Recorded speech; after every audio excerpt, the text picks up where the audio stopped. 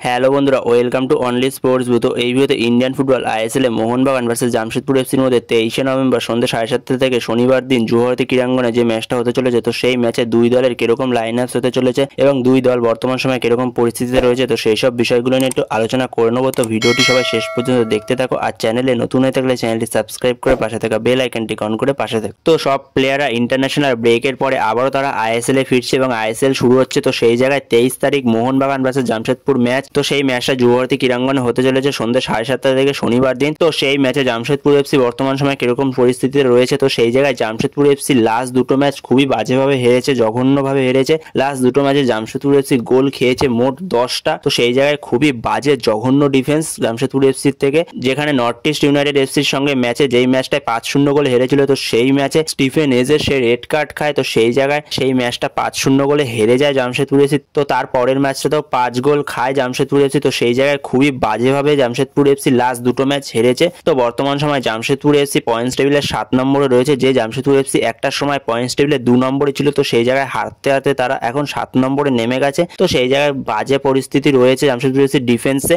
যেখানে জামশেদপুর এফসি 7 ম্যাচে গোল করেছে 11টা, গোল খেয়েছে 16টা। তো সেই জায়গায় জামশেদপুর এফসি অ্যাটাক ঠিকঠাকই রয়েছে, 11টা গোল করেছে 7 ম্যাচে। তো সেই জায়গায় ঠিকঠাকই রয়েছে অ্যাটাক। তো সেখানে ডিফেন্সের অবস্থা খুবই খারাপ, 7 ম্যাচে গোল খেয়েছে 16টা। তো সেই জায়গায় ডিফেন্সের অবস্থা বোঝা যাচ্ছে জামশেদপুর এফসি ডিফেন্স কতটা নড়বড়ে রয়েছে। তো সেই জায়গায় এই ম্যাচটা জামশেদপুর এফসির জন্য একটা ভালো খবর, স্টিফেন এজের সে ফিরছে। তো সেই জায়গায় স্টিফেন এজের সেই ম্যাচটা থেকে শুরু করবে আবারও। তো জামশেদপুরের জন্য এইটা খুবই ভালো খবর যে স্টিফেন এজে ফিরছে। জামশেদপুর এফসি বর্তমান সময় 7 ম্যাচে 4টে জয় এবং 3টে হারের ফলে 12 পয়েন্ট নিয়ে তারা 7 নম্বরে রয়েছে পয়েন্টস টেবিলের। তো অন্যদিকে জামশেদপুর এফসির প্রতিপক্ষ মোহনবাগান, তারা বর্তমান সময় পয়েন্টস টেবিলে 2 নম্বরে রয়েছে, 7 ম্যাচে 4 জয় 2 ড্র এবং 1 হারের ফলে 14 পয়েন্ট নিয়ে পয়েন্টস টেবিলে 2 নম্বরে রয়েছে। বর্তমান সময় গোল খেয়েছে 8টা এবং গোল করেছে 13টা। তো সেই জায়গায় মোহনবাগানের ডিফেন্স ঠিকঠাকই রয়েছে। আর অ্যাটাকের কথা বললে অ্যাটাকও ঠিকঠাকই রয়েছে, অ্যাটাক খুবই ভালো রয়েছে, যেখানে 13টা গোল করেছে 7 ম্যাচে। তো সেই জায়গায় মোহনবাগান এই ম্যাচটা অ্যাডভান্টেজ পজিশনে নামবে জামশেদপুরের বিরুদ্ধে। তো অনিরুদ্ধ থাপা সে অ্যাভেলেবেল থাকতে পারে, কিন্তু গ্রেগ স্টুয়ার্টেরটা এখনো পর্যন্ত শিওর না। কিন্তু আশিস রায় সে অ্যাভেলেবেল থাকবে না, যেহেতু তার হ্যামস্ট্রিং ইঞ্জুরি আছে। তো সেই জায়গায় গ্রেগ স্টুয়ার্ট ও অনিরুদ্ধ থাপা এরা দুজন অ্যাভেলেবেল থাকতে পারে এই ম্যাচে। অনিরুদ্ধ থাপা অ্যাভেলেবেল থাকবে, চোটটা সেরে গেছে। তো সেই জায়গায় সে বল পায় ভালো মতনই অনুশীলন করছে,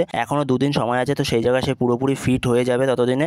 তো এই ম্যাচে মোহনবাগানের বিরুদ্ধে জামশেদপুর এফসি খালিদ জামিলের একাদশ কিরকম হতে পারে, তো সেই জায়গায় লাইন আপস এরকম হতে পারে, যেখানে জামশেদপুর এফসির কোচ খালিদ জামিল 4-4-1 ফরমেশনে যেতে পারে, যেখানে গোলে স্টার্ট করবে আলবিনো গোমস, যেখানে 4 জনের ডিফেন্সের মধ্যে লেফট ব্যাকে থাকবে মোহাম্মদ উভেশ, রাইট ব্যাকে থাকবে আশুতোষ মেহতা, আর 2 জন সেন্টার ব্যাক, একজন স্টিফেন এজে যে এই ম্যাচে ফিরছে, আরেকজন হলো প্রতীক চৌধুরী, আর 2 জন সেন্টার মিডফিল্ডার থাকবে, একজন হলো সৌরভ দাস, আরেকজন হলো জাভি হার্নান্ডেজ। সৌরভ দাস সে মেনলি একটু নিচ থেকে খেলবে, সে মেনলি ডিফেন্সিভ মিডফিল্ডের কাজটা করবে, আর জাভি হার্নান্ডেজ সে সেন্টার মিডফিল্ডের কাজটা করবে, ওপরে বল তৈরি করবে। তো সেই জায়গায় এরকমই হবে। আর দুদিকে উইং থেকে লেফট উইং থেকে থাকবে মোহাম্মদ সানান, আর রাইট উইং এ থাকবে ইমরান খান, আর নম্বর 10 রোলে থাকবে জর্ডান মারে, আর একজন নম্বর 9 স্ট্রাইকিং পজিশনে থাকবে জেভিয়ার সিবেরিও। তো এরকমই হতে চলেছে খালিদ জামিলের জামশেদপুর এফসির একাদশ মোহনবাগানের বিরুদ্ধে। তো এরপরে যদি মলিনার মোহনবাগানের একাদশ জামশেদপুর এফসির বিরুদ্ধে কিরকম হতে পারে, তো সেখানে মলিনা যেহেতু আশিস রায় নেই রাইট ব্যাকে, তো সেই জায়গায় মলিনা 3-4-2-1 ফরমেশনে যেতে পারে। তো যেখানে গোলে স্টার্ট করবে ভিশাল কাইত,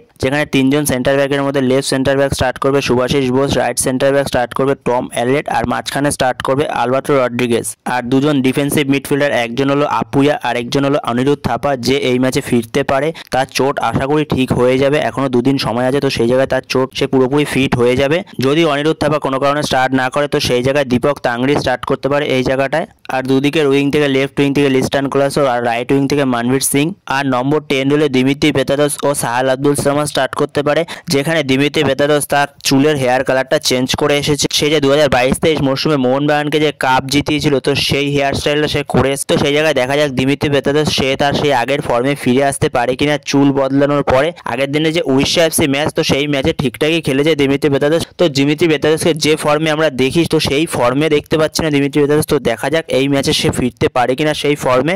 আর ওপরে একজন নম্বর 9 স্টার্ট করবে জেমি ম্যাকলারেন। কোচ মরিনা সে যদি মনে করে তার লাইন আপস ভাঙবে না, উইনিং লাইন আপস, তো সেই জায়গায় এরকম একটা ফরমেশন হতে পারে, যে ফরমেশনে সে খেলাচ্ছিল 4-4-1-1 ফরমেশন, যেখানে গোলে স্টার্ট করবে ভিশাল কাইত, আর 4 জন ডিফেন্সের মধ্যে লেফট ব্যাকে স্টার্ট করবে সুভাশিস বোস, রাইট ব্যাকে স্টার্ট করবে সেখানে দীপেন্দু বিশ্বাস স্টার্ট করতে পারে রাইট ব্যাকে আশিস রায়ের জায়গাটায়, আর 2 জন সেন্টার ব্যাক হবে, একজন টম অ্যালেট আর একজন আলবার্টো রড্রিগেজ, আর 2 জন সেন্টার মিডফিল্ডার হবে, একজন অনিরুদ্ধ থাপা আর একজন আপুয়া, আর দুদিকের উইং থেকে লিস্টান ক্লস এবং মনবীর সিং, আর মাঝখানে নম্বর 10 রোলে দিমিত্রি পেত্রাদাস। আর যদি গ্রেগ স্টুয়ার্ট পুরোপুরি ফিট থাকে আর যদি তাকে স্টার্ট করে তো সেটা গ্রেগ স্টুয়ার্টও স্টার্ট করতে পারে, দিমিত্রি পেত্রাদাসই মেবি স্টার্ট করবে। আর ওপরে নম্বর 9 স্ট্রাইকিং এ জেই ম্যাকলারেন। তো এরকমই হতে চলেছে মোহনবাগানের প্লেইং 11 জামশেদপুর এফসির বিরুদ্ধে। তো এরকমই একটা প্লেইং 11 নামবে মোহনবাগান কোচ মলিনা। 3-4-2-1 না হলে 4-4-1-1 যে কোনো একটা ফরমেশনে নামবে মোহনবাগান কোচ মলিনা। যেহেতু আশিসটা নেই তো সেই জায়গায় এই দুটোর মধ্যে যে কোনো একটা ফরমেশন নিয়ে নামবে মোহনবাগান কোচ মলিনা। তো বন্ধুরা তোমাদের কি মনে হয় মোহনবাগান কোচ মলিনা কোন ফরমেশনে নামতে পারে জামশেদপুর এফসির বিরুদ্ধে? তো তোমাদের মতামত অবশ্যই কমেন্টে জানাতে ভুলো না,